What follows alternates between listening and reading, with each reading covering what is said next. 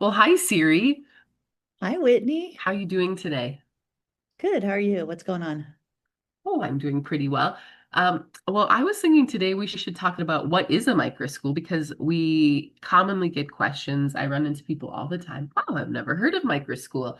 And so I think it's good because the definition continues to evolve. People are trying to consider legislating it, the definition. And so I think we should just talk about the main components because I know if you're in the UK, if you're in the US, if you're in Australia, different parts of the world, they would say micro school is something different. So, we've got the micro school network. We've got a collection of more than 250 member schools from around the world. We have thousands of schools within our database that consider themselves micro schools. So let's talk about some of those commonalities. I would say that you're the resident expert. What would you say is the first and foremost thing to consider? Well, I don't know if I'm the resident expert. You're the resident expert, but I may be a little bit more old school than most, just because I feel like I've been in the space a little bit longer than a lot of people. But Yep. so I mean, I think for me, what when I started Misa School in 2016, and I named it Misa Micro School, and to my knowledge, it was the first school. It's the first school I've heard of that was calling itself a micro school.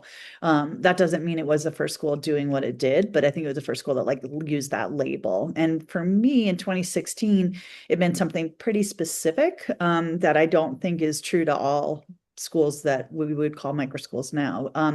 Then it really meant a few things. One was obviously a small environment, but small, very intentionally small, purposefully small to be able to really meet the needs of students and get to know them, and a place where everybody felt known and a community that was very, um, you know, cohesive and tight and just a smaller space for in many ways. When I first started the school, I was really thinking of like who's the student. I was like trying to meet the need of who was getting sort of lost in the educational landscape.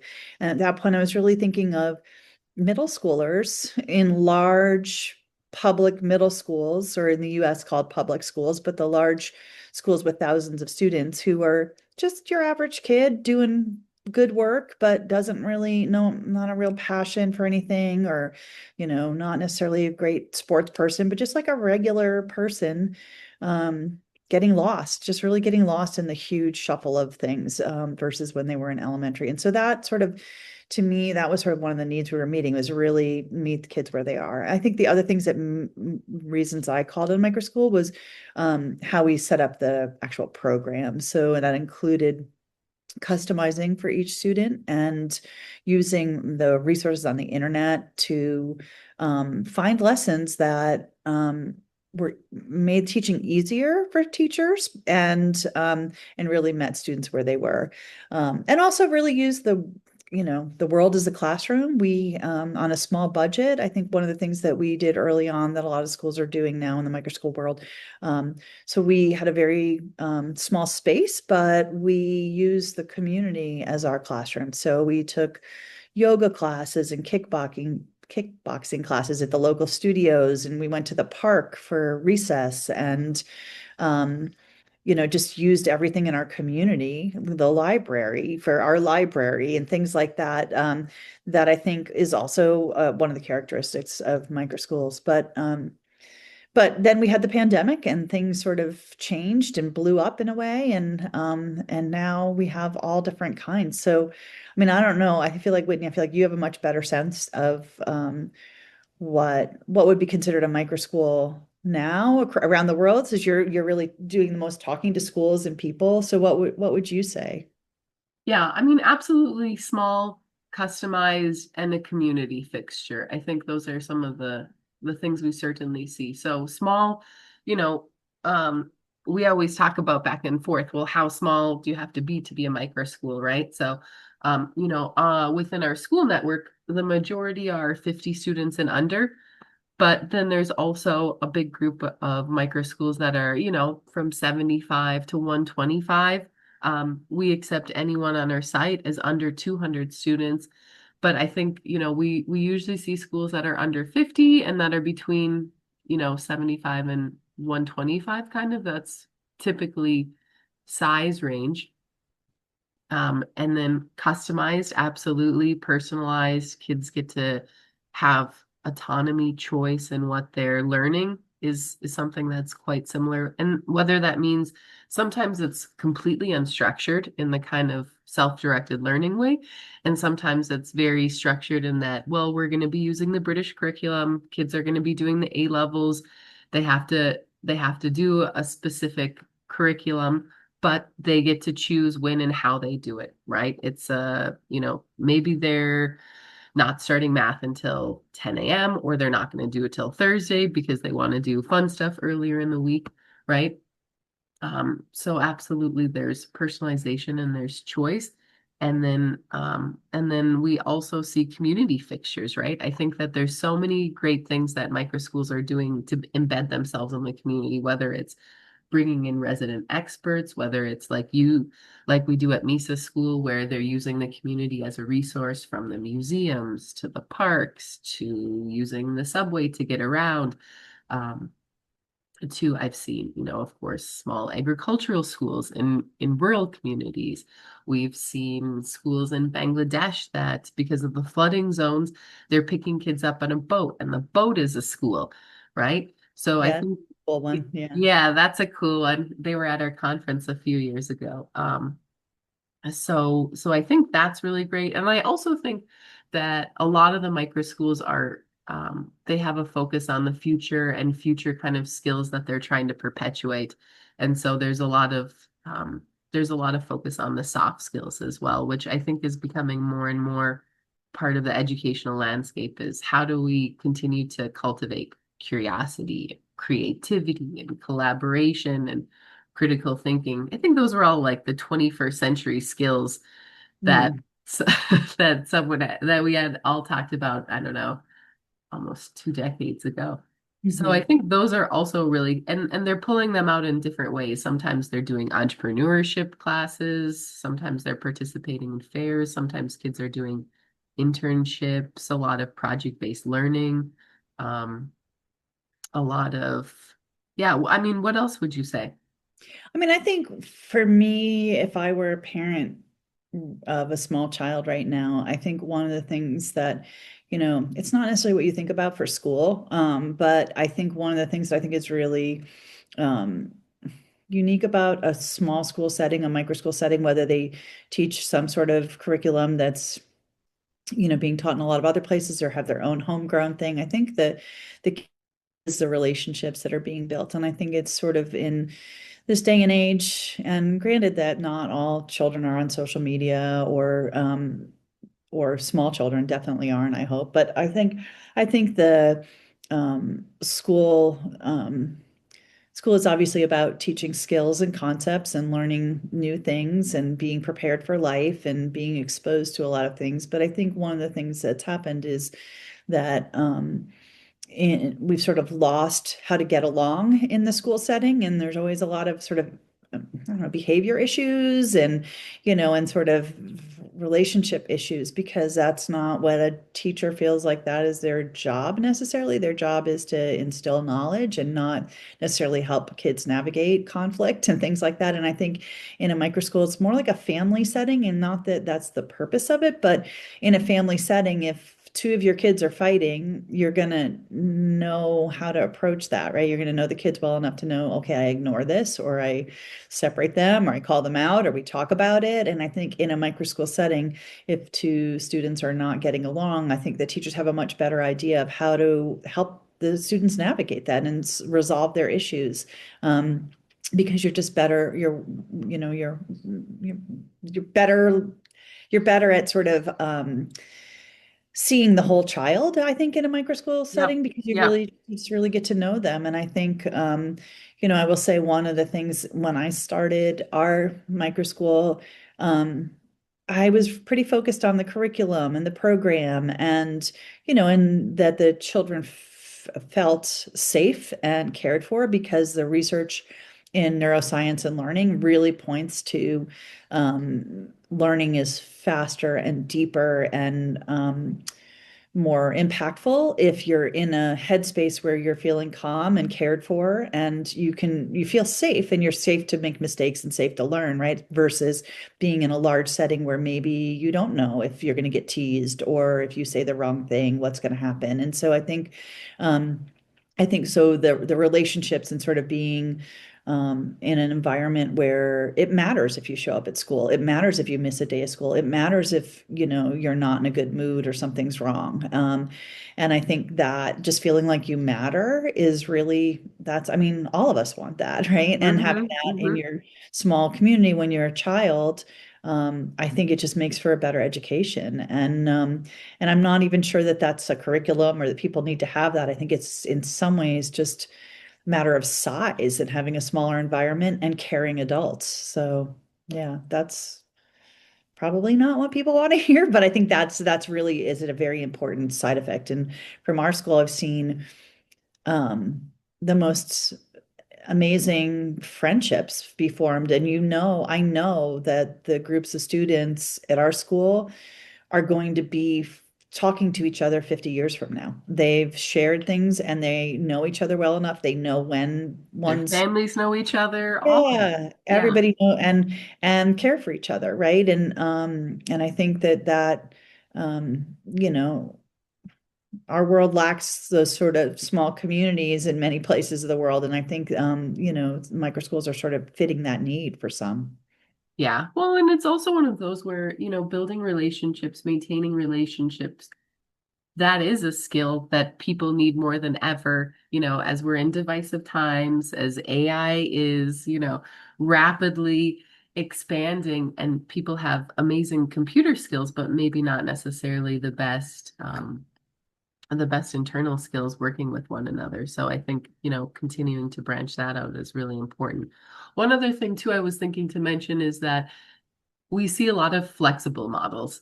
And I think that that's another great quality that micro schools offer different families is flexibility. And that can look so different in different ways. I know that like at Misa school, we had some students that were from a different country. And so they would want to go and visit grandparents and things like that. And so just having a little bit of flexibility that traditional schools certainly wouldn't be able to say, oh, you're going to be 6 weeks with your grandparent. Well, we'll figure out homework, we'll figure out online lessons, we'll figure out some things for you while you do something that's important for your family. And I think it's great that we've seen so many different micro school models where, sometimes they're small collectives um, that are meeting several times a week. They're meeting just in the morning. They have 9 to 6 hours. The kids can come in almost like a tutoring center. They can come in when they wake up, especially those teenagers who need their extra sleep.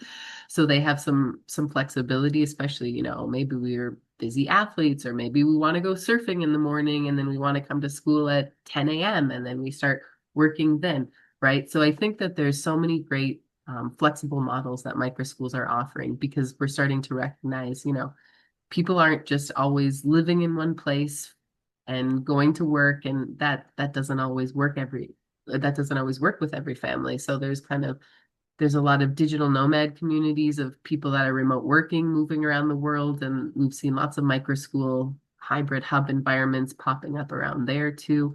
Um, so I think that that's another real benefit for for micro schools too, Yeah, or maybe a 100%. classification. Yeah, 100%.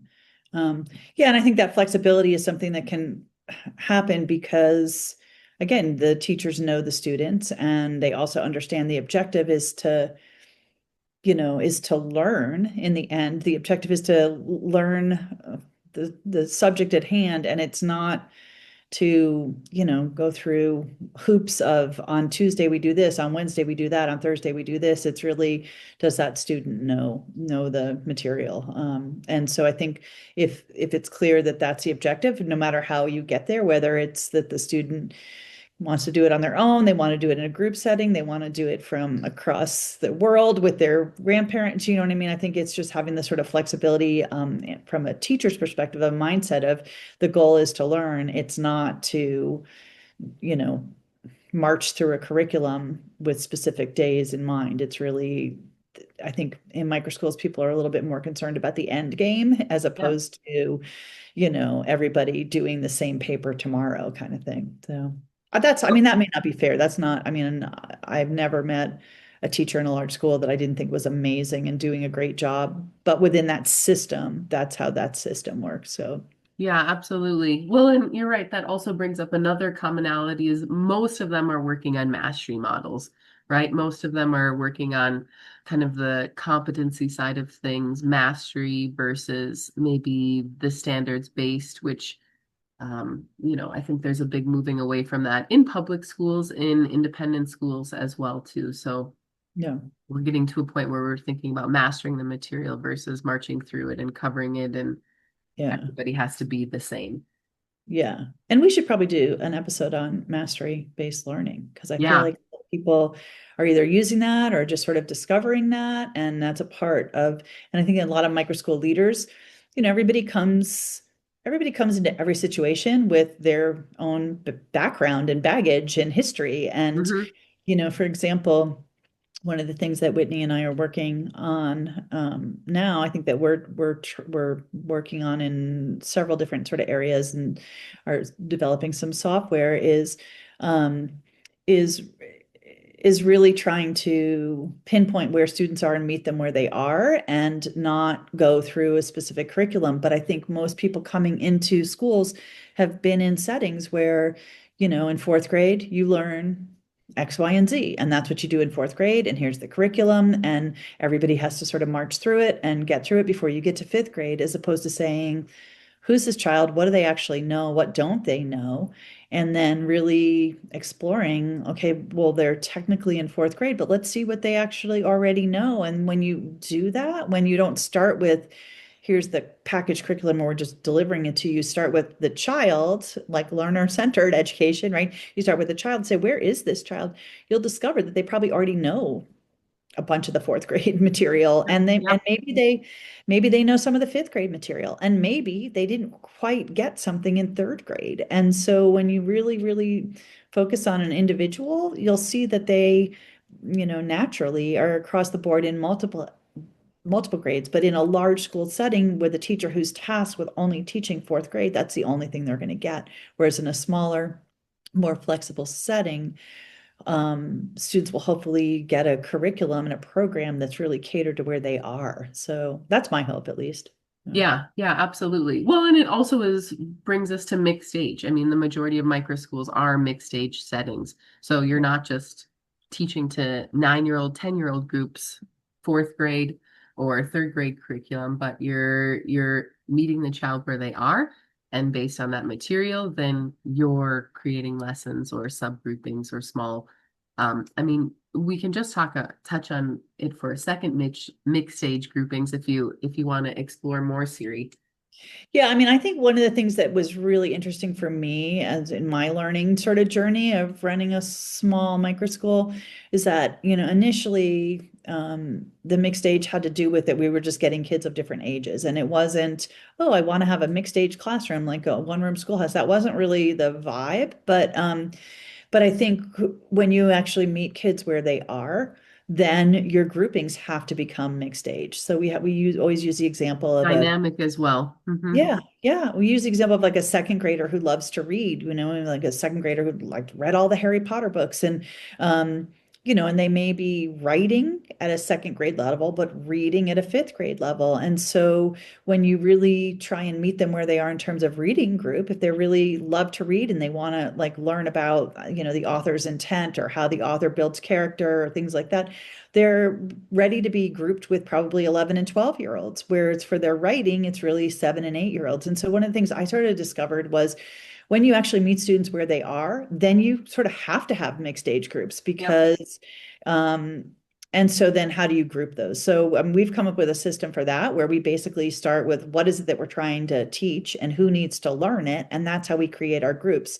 So a teacher can be teaching just fourth grade, but the students will change who comes to her, not all that same age group. It'll be whoever is needing at a fourth grade level what they need. So it's a sort of different way of thinking about school. And I think that's I think a lot of micro school leaders really understand that, but it's really hard to do that because none of us grew up in a system like that. All of us grew up in this like factory model where if you are this, like your date of birth equals curriculum you get. So if you're this age, you get this, and which is sort of bizarre, but I think we're so used to it, we don't take a step back and say, wait, that's bizarre. Like to think, okay, you only get US history in 10th grade.